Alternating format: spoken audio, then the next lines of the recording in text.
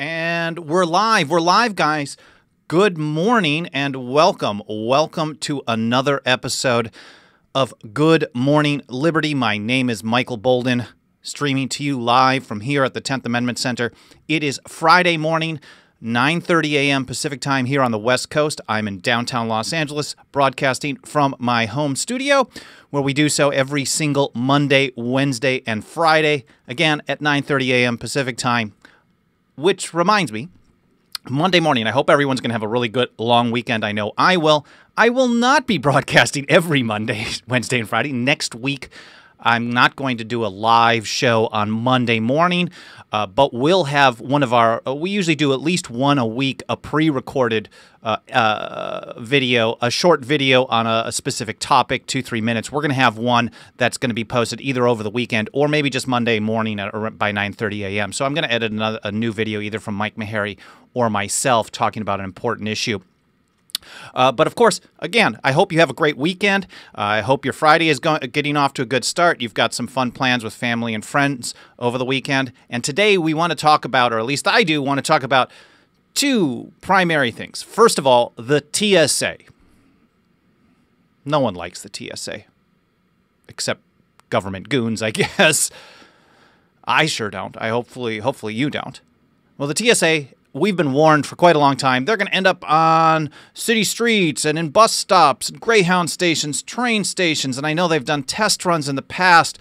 Well, they've gone past the test run phase or the alpha phase. They're definitely into beta. They just signed a partnership here in Los Angeles with the Los Angeles metro system, which is massive. You may think of New York when you think public transit, but just because of the sheer size of the city of Los Angeles, the metro system here is absolutely huge. They just signed a partnership deal with LA, and they're going to be installing a bunch of nasty stuff, and I think it's coming to a bunch of other cities in the near future. So I think that would be a beta version, and it's going to expand from there. And of course, it's Friday, so we're going to be doing, this is our regular weekly segment, Ignorant Comments of the Week, and we've got one that's recurring so often that Mike Meharry, our National Communications Director here at the 10th Amendment Center, he actually did a full article on this one comment.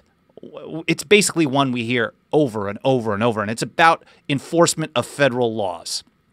I think it's really interesting, and it's certainly worthy of some discussion. Of course, I shouldn't forget, smash that like button, hit the likes, share this post as much as you can, whether you're watching it here live or if you're watching in the archives. I know majority of people do end up watching in the archives in the first day and a half after we broadcast. Subscribe if you want to get notifications. Hit the little bell if you're on YouTube. Hit the little bell below the video. I think it's on the bottom right, especially if you're on desktop. If you hit that bell, you're going to subscribe, and you'll get a notification in your browser window as soon as we upload a new video or we start a new live stream.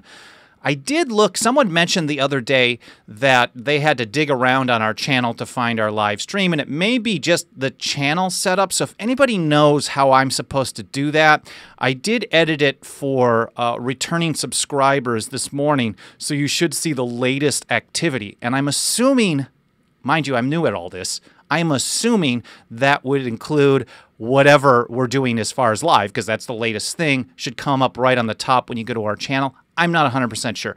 If someone knows how to do that, leave a comment here in the live stream, in the archives, send an email to team@10thamendmentcenter.com. Let me know. Or if you've got ideas on how I should make that easier for people, I certainly will.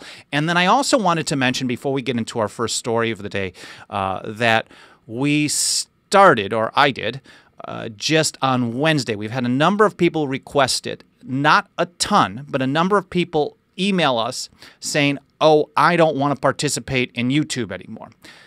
And that certainly, and I'm sure it comes from the purge that we've talked about pretty much recently, but some people don't want to go on YouTube, some people don't want to go on Facebook, some people don't go on Twitter, some people don't want to go on one site or another, and that is fine. So I am a firm believer in trying to reach people where they are as much as possible and then encourage them to continue joining us. So we've had a lot of people request BitChute, and then also some people request Reel.video.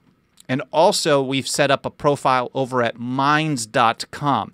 So BitChute and Reel.video are primarily video sharing platforms. And so what we're doing after we record the video here, it does take some more resources and time. So it's going to really kind of depend on if we can build at least some interest over there if we continue doing this. So as a test run, we are now downloading the videos after the recording here and then uploading and processing to BitChute and Reel.video. And hopefully we'll reach some of the community at those sites. And the more that people use that, that's possible. Someone also says UGETube, Mike Kirk. I'm not familiar with that one. I guess I'll Google it after the show here and take a look. But so far once you download the video and you do the upload process, I'm on a fiber connection here, luckily enough in a brand new building. So I have got a lot of speed. I can upload tons of videos at the same time. So if I basically have like 3-4 windows of different video sites to upload to, I know there's DTube, which is a Steemit product. But my understanding, and I have to look at it closer, is that they don't really archive it unless you're paying for it. So Dakota says with BitChute, you can set it where it auto pulls the latest videos from YouTube. I didn't know that. I saw in the FAQ at Reel.video that they don't have this yet, but they are working on it.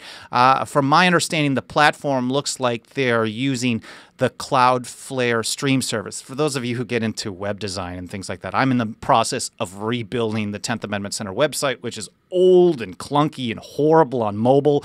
So one of the products we use is a third-party kind of a caching. It's a speed product called Cloudflare. But they also just released for the general public, it's been in beta for about a year, their stream service for developers, for websites, for businesses, where they don't have to go to these other platforms. You can white label your own, hosting your own product, your own video. And it looks like Reel.video is using that. I think BitChute might be as well. I'm not sure. But I know for sure Reel.video is.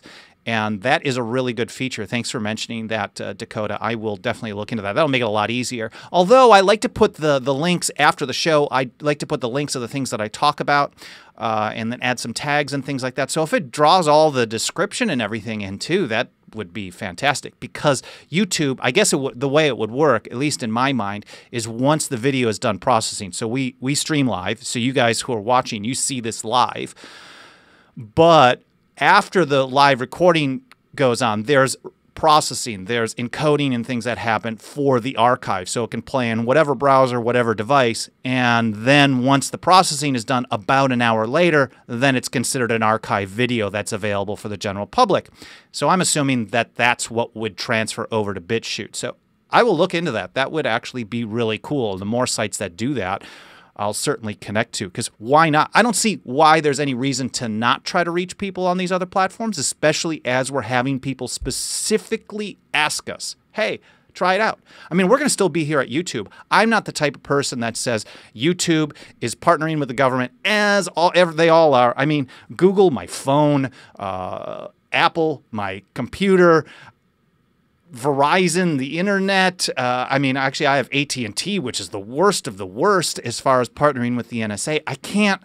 I cannot conduct business. I cannot talk to you if I just boycott everything and go live in a cave. So as long as I can use these platforms, as long as they don't cut me off, as long as they don't cut off the 10th Amendment Center, we are going to continue doing it, because our goal is not just to talk amongst ourselves. As we do this regularly, YouTube is actually presenting our videos to new people. So we want to continue doing that. We do it on Facebook, Twitter, elsewhere, and we're going to continue doing that. But we also want to support the platforms that support free speech. And I saw on Reel.video, which is run by Mike Adams from naturalnews.com. If you haven't ever followed Mike before, he's a really, really good guy. Whether you agree with the things he does or not, he is a good person. And the FAQs specifically says, and it made me a little worried, because as I'm reading through their terms and things, they say, oh, you have to comply with all federal law. And I think that's probably just something to protect the business. But then they actually went out of their way to mention guns and marijuana. These are two things that we know banking institutions and social media platforms have been going after, because they're attacking the status quo. And so he says on this site, now it's not in Mike's words, and maybe it's a manager, or maybe he just created a thing, I don't know, but it's driven by his mentality clearly. And he says, you know, we don't want you to violate federal law, you can't use our platform, but we believe in natural law and natural rights. So people who advocate things like using medical marijuana, we're not going to take them off. People who believe in the right to self-defense, we're not going to take them off. We don't want you to advocate violence against groups or harm people. That's one thing. And of course, that makes sense. If that's their platform, that's how they want to run it. But they're going out of their way to say, yes, even if you're advocating something that violates current federal law is wrong, and we're not going to take you down. So that is really important. Will Johnson is absolutely correct. You might need decentralized platforms so you cannot be censored. I think Minds.com, which is on the Ethereum network, it's an ERC20 token, is decentralized. DTube, to some degree, is as well when you put it on the blockchain. So that becomes another story. And BitChute, I don't know what their infrastructure is in the background, but they've been holding strong even under the pressure of Wells Fargo and Stripe shutting them down. Stripe only through the pressure of their service provider, which is Wells Fargo. I don't think Stripe really wanted to, but Wells Fargo really is the bad guy behind the scenes here. So I think that's just my opinion. So anyways, I'm rambling on this here now for over 10 minutes. Thank you again for joining me. Hit that like. I appreciate you guys leaving some comments. Dakota says BitChute uses a torrent system in the background. Oh, fantastic. Okay, that makes a lot of sense. And that's, I think, why I'm looking at, as I'm watching, I hit the play button. As I hit the play button, Justin says Wells Fargo was Mormon-controlled. I don't know. The play button, I'm seeing peers. That makes sense. For those of you who have ever downloaded torrents, that's how it goes. Okay, so let's get into this first story about the TSA. We all love to hate on the TSA, and for many reasons. Many reasons. And this one comes from someone who has been submitting some articles to us, a really interesting privacy site, Mass Private Eye. So they get a lot of interesting intel. I think it's, I don't know if they're a whistleblower or what, but we get a lot of really good reports here. So let's go to this first one. We cross-posted over to here at 10th Amendment Center. LA Transit Authority partnering up with feds to deploy portable full-body scanners. I am a resident of downtown Los Angeles, which is the convergence of all public transit. I haven't owned a car in a long time. I do use car sharing services.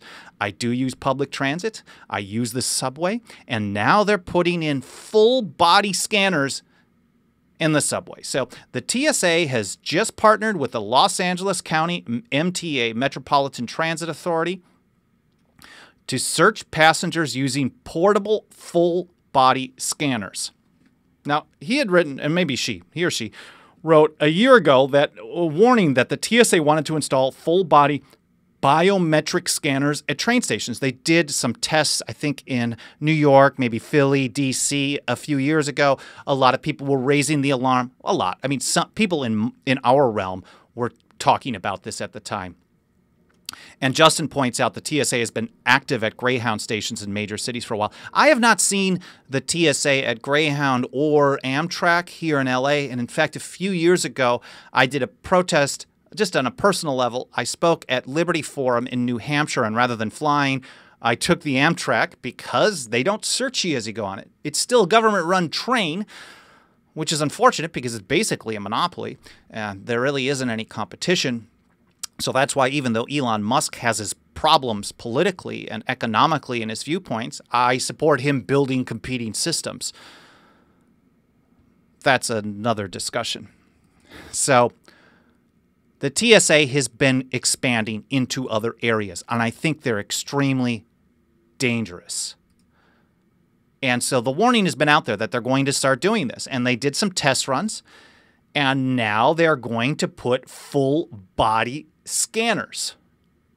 And our reporter, Mass Private Eye, also tells us that they're going to be equipped with watch list software. So think about it. If it's a biometric scan, your eye scan, your gait, when they do biometrics, they're looking at the shape of your face. They can look at your earlobes. They actually have gotten to the point where they can match your gait, the way you walk.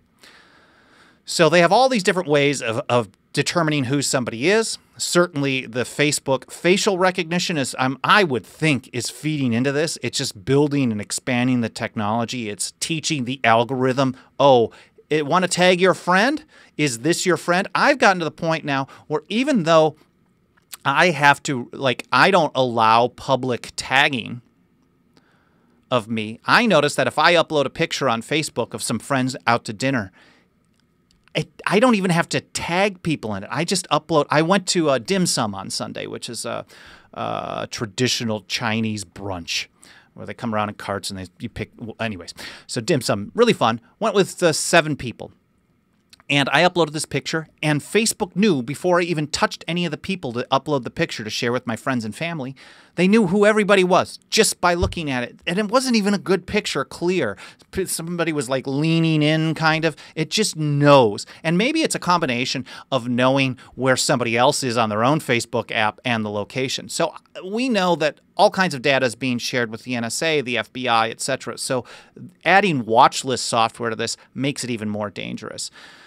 The article goes on. If the TSA has its way, commuters across the country will be body scanned and watch list. So they're going to start using these body scanners, full body scanners from a company called TrueVision. The TSA police, I like how he puts this. The TSA police, the LA Metro Transit Police will conduct physical searches on suspect commuters and use bomb-sniffing dogs. Commuters are allowed to opt out. I will opt out like I do at the airport, but you can't. So far at the airport, if you opt out, you cannot leave. You can't just say, oh, I choose not to travel. You opt out of the body scanner, you are basically detained. And if you ask them you're being detained, they'll tell you no, but you can't leave. So they're detaining you technically. So as of now, this first run here in Los Angeles, you can opt out, but if they do, quote, they won't be allowed to use public transit. So as of now, if you go up to one of these scanners and you say, no, I don't want to go through that, then certainly they'll just let you go for now. But if the TSA is the TSA, like we know the TSA to be, eventually I believe they're going to make it so you can't leave. So in essence, there really is no opt-out. There's no opt-out from their search. And I'm just going to stop using the public transit. Or if I see it, I'll just leave and I'll get on a bike. There's no way I have a Zipcar membership. I can use a car by the hour. There are other options here. So, but this is not just in Los Angeles. And it isn't just a test run. They are definitely expanding. They've partnered with transit agencies all over the country to test these scanners. They are being implemented. Among them, Amtrak. So unfortunately, my trick of doing an end run around TSA is going to be gone. The BART system in San Francisco, which is huge and heavily trafficked. New Jersey Transit and the Washington, D.C. Metro. So it is no joke. They're adding full body scanners, no warrant, just suspect. And as I talked about in an episode a couple of weeks ago, the TSA has a program called Quiet Skies. And this program that's been running for years that somehow a leaker told the Boston Globe, and they reported on this, that what they're doing as the people that are on this watch list or that get into this Quiet Skies program are people who are too shifty. There's all kinds of parameters that they go by. Are you nervous? Are you tense? Do you stare too hard? Do you talk too much? There are all kinds of just behavioral things that they look at you and say, oh, this person's a little nervous, so we better keep an eye on them. And if they think you really need to have an eye kept on you, federal marshals will book flights on your next flight. They are tracking you that closely. The next time you book a flight, a federal marshal may book the same flight and ride the plane with you. Total government stalking. If you or I did this, we'd be in jail. But government is doing this, and it's ramping up. And they make excuses saying that it's okay. And so in this blog, it actually talks about it. The TSA actually says that they love this program. In my view, in looking at this Quiet Skies program, I think it makes an awful lot of sense to be able to look at some risks that we think exist on certain flights and put air marshals on those flights. So if they're using that type of criteria, they think those are good criteria, what's to stop them from doing that at a subway station in a city of 13 to 18 million, depending on how many people you count here? What's to stop them from doing that and then put a federal marshal into, I don't know, the local Target as I'm going from the train station to Target or to Whole Foods, Amazon, my local market? What would stop them from following me or from following you? I don't think really anything, except people saying we're not going to put up with this. Unfortunately, a lot of people are afraid. They're afraid of getting killed by somebody in a cave thousands of miles away. Yeah, Justin, you're absolutely right. TSA violates the Fourth Amendment. Yeah, they're bad news. They are bad news. So the ACLU came out with something on this. And ACLU can be awful on things. So, for example, they take the position that the right to keep and bear arms is a threat to other rights instead of that it protects other rights. So they're bad on some things. They're bad on national health care. But on privacy and surveillance, they're usually very good. This is privacy and surveillance with stalkers on top of it and then expanding into day-to-day lives, not the so-called extreme case of getting on a plane, which might be flown into a building at some point, like happened on 9/11, which we're having the anniversary of soon. So the ACLU, they put out a statement on this. They're seeking more information. ACLU here in Southern California, which is actually a pretty radical chapter.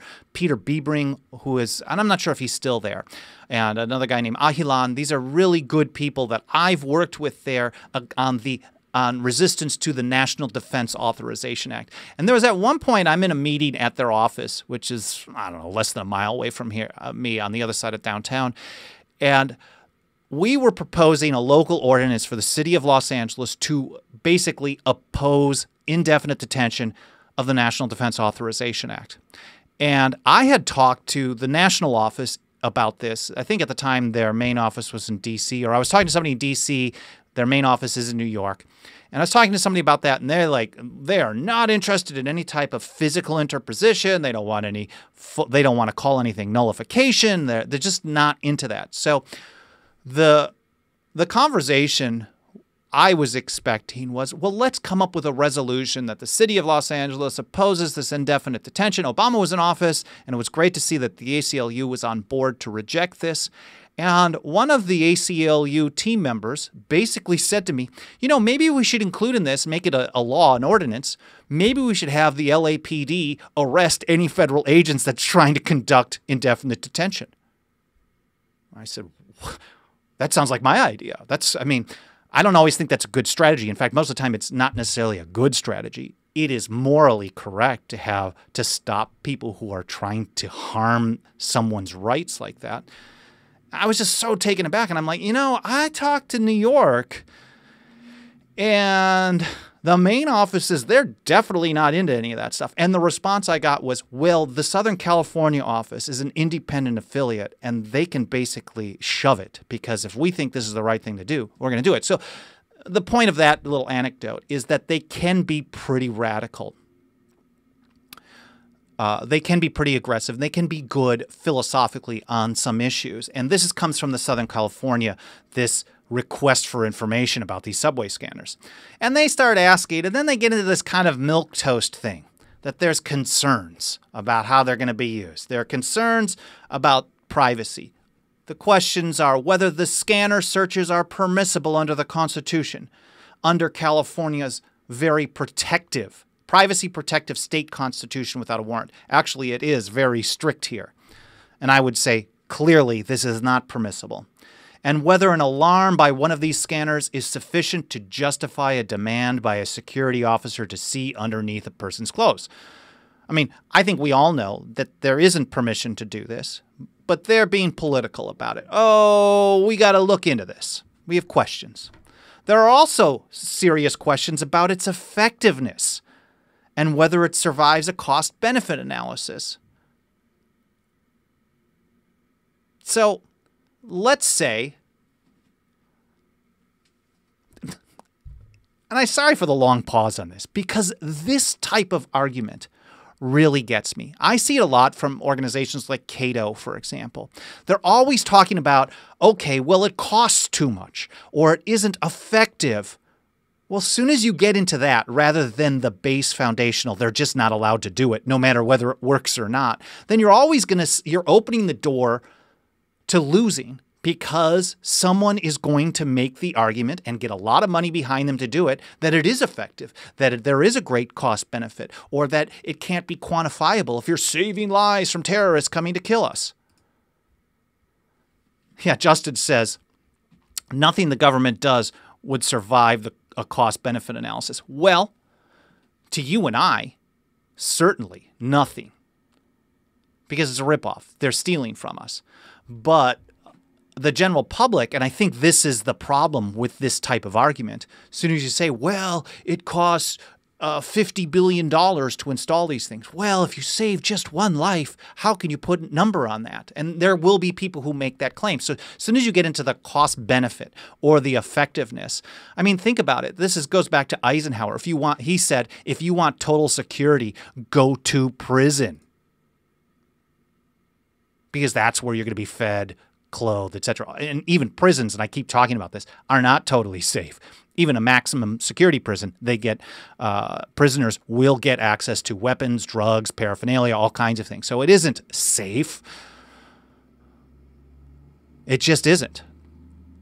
So ACLU, unfortunately, goes into this approach. Oh, well, is it effective? No, we don't want to know if it's effective. We want to know if they're violating rights. It's the American Civil Liberties Union. So what matters is defending people's rights, not is there a case to be made that it's doing a good job. Because you could put everyone on lockdown, do eye scans of every human being as they walk around and say, well, we know where everyone is, and maybe you can come up with an excuse to say, well, there's no more crime. But that's not the goal. The goal needs to be liberty. So, but then again, they do actually later on in this article, I'm scrolling a lot here, they actually come with the right conclusion. So it's interesting to see how they're actually coming up with both viewpoints here. Listen to this. This is really good, I think. Our domestic security bureaucracies will, like the sorcerer's apprentice, mindlessly press forward with their task beyond any point of reasonableness. That is the nature of bureaucracies, which, as we have argued elsewhere, so this is something they say repeatedly, are best thought of as mindless organisms with certain common characteristics. They will carry out their task of stamping out any risk of attack, no matter how small, without regards to cost, proportion, or damage to other values. This is an incredible statement. Kudos to ACLU for including this, because it's absolutely right. These bureaucratic institutions will always continue to grow and grow and grow. And there is a local organization here run by mostly Marxists, but they're primarily on a privacy stopping surveillance called Stop LAPD Spying Coalition. And they oppose almost everything that the ACLU does, because the ACLU comes in and they take things like, oh, well, is it going to be effective? How much does it cost? And I've met Hamid Khan, who is a very good man. I don't agree with any of his economics, but he is a good man. He's dedicated to what he believes in, and he believes that the government is the bad guy. So, I mean, we could find a lot of common ground. And he said to me once, I went to testify in front of a city council event that they had put together on predictive policing. And he says, Michael, you know, after we work on this, we just want to smash the state. I'm like, oh, wow, you're no joke. But Hamid at an event once said that we were talking, me, Hamid, and then ACLU and another organization. And of course, some mainstream media publications said there's all these privacy people and then the neo-Confederate me. Just absurd. But Hamid said, we don't want to trust them with the technology at all because they can't be trusted with it. Soon as they have the surveillance capability, they're going to use it and it's going to expand. And that's exactly what ACLU says so eloquently in this statement. I wish this would be the bulk of their opposition, not on cost benefit, not on success rate, because it really should just recognize that once they violate your rights, it's never going to stop. Man, I'm going to get to ignorant comments of the week. I'm going to just go through this briefly because I've been rambling. We often hear from people, primarily on the conservative end of the spectrum, that it is the duty of government officials to enforce every act. And Mike Meharry did a report a few weeks ago talking about how the ATF is actually worse under the Trump administration than Obama. In every category, 2017 versus any year of the Obama administration, the ATF did more enforcement action, spent more money, prosecuted more people than anybody under the gun grabber Obama. And this is bad. And we reported on this. And we get some people in the conservative world saying, well, this is okay. This is how it's supposed to go. He says, this is a great example of it. This is inappropriate. You are complaining that under Trump, the laws are being enforced. You have to be kidding. Do you really want your public officials to decide what laws they will enforce and what laws they will not? Our country is a mess because special interests encourage their public officials to commit official misconduct toward their benefit. If you disagree with the gun laws, do what you can to change it, but don't undermine the entire system to serve a personal interest. Now, keep in mind, the law that Trump, that everyone in the ATF, that anyone in government takes an oath to is the Constitution. No one takes an oath to, I will take an oath to preserve and protect and defend and enforce anything that Congress passes and the president signs into law. That is incorrect. And Mike puts it this way. The truth of the matter is enforcing an unconstitutional act is wrong in and of itself. You could refer to it as official misconduct. And even the big government guy, Alexander Hamilton, he asserted in Federalist 78, an unconstitutional law is void. And Mike says you don't enforce void laws.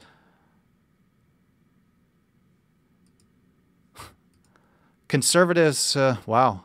I'm reading some comments here, trying to catch up. I appreciate all the feedback here. Will is rolling with some comments. Watch Dumb and Dumber, and then the cop pullover scene, right?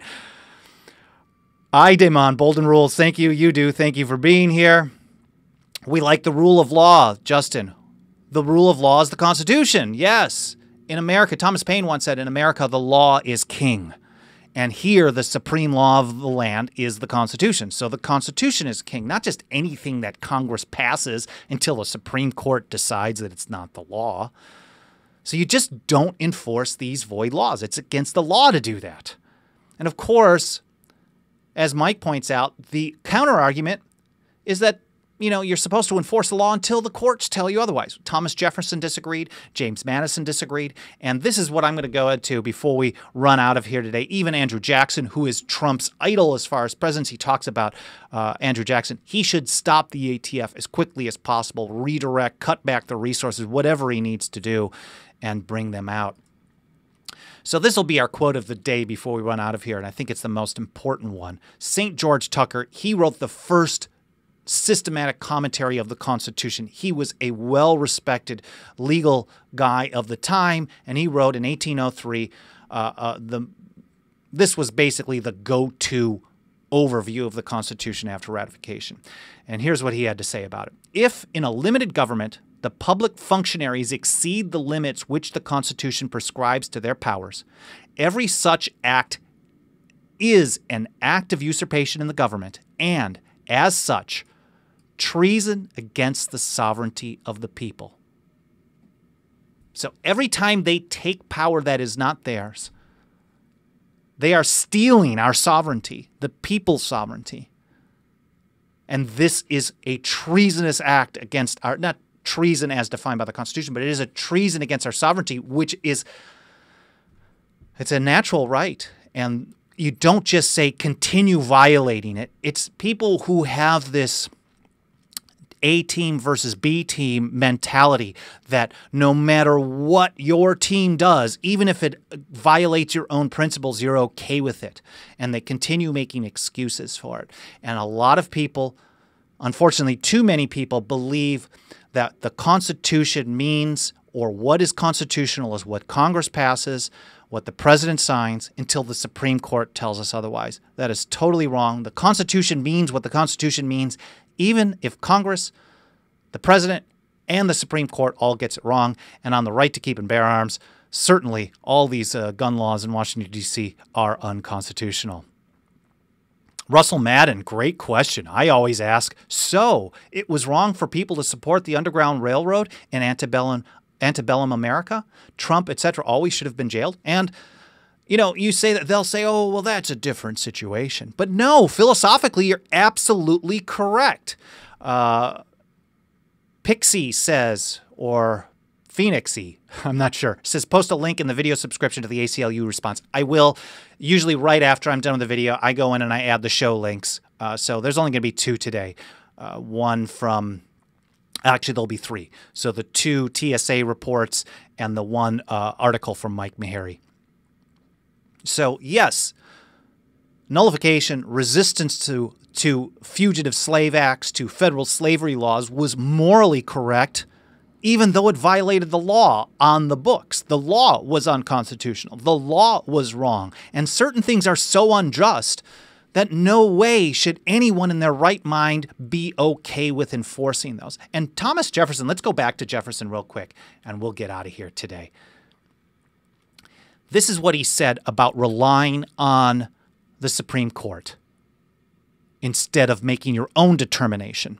He said, each department is truly independent of the others and has an equal right to decide for itself what is the meaning of the Constitution in the cases submitted to its action, and especially where it is to act ultimately and without appeal. So he felt his duty, at least in the Alien and Sedition Acts, when he was president, was to undermine that act, to refuse to enforce it, to not prosecute people under it at every turn in front of him. And that's how any president should deal with so many things: mass surveillance, stopping the TSA, ATF, gun control, all these various things. They should resist that. And we want to teach more and more people. And I know I call this the ignorant comment of the week. Unfortunately, it is ignorant in its direct, not Jefferson, but the comment that we're complaining about Trump not enforcing the laws, said we don't want him to. No, we don't want him to. We want him to enforce the Constitution. So with that, I do want to thank you for tuning in this week, or this all week, today, Friday. Again, as a reminder, I will not be doing a live show on Labor Day, Monday morning. I will have another pre-recorded, a very short video available for you to watch by Monday morning, no later than 9:30 a.m. Pacific time. I'll be back again Wednesday and Friday, and then following from there every Monday, Wednesday, and Friday, 9:30 a.m. Pacific time. If you like the show, make sure to smash the likes, hit the subscribe button, get the notifications. Please share this with as many people as possible. We're getting more and more views and more minutes watched as we go. And I hope you have a wonderful weekend. I hope you have a little extra time off to spend with family, friends, loved ones, and you have a wonderful day today. Thank you so much for joining me, and I'll see you again next week. Have a great day. Have a great weekend.